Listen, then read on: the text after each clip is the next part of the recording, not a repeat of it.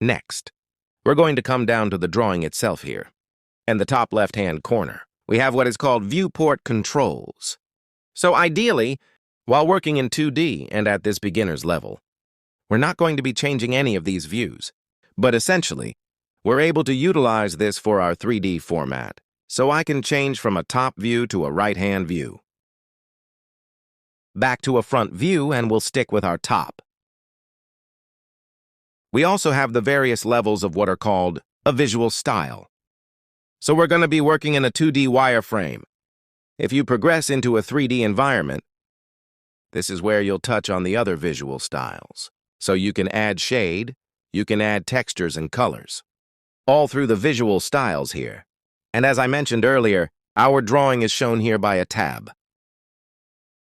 We have drawing number 1. If we were to close this down and select our template, again, it will be called drawing 2.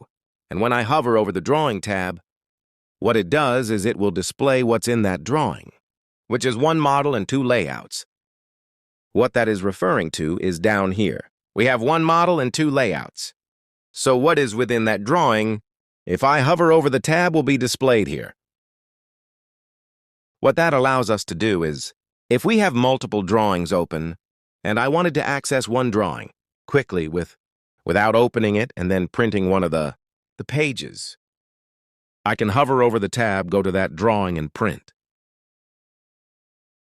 And the next thing is our drawing area. So this big center section is our drawing area. This is where we're going to be drawing, creating and modifying our objects within the course.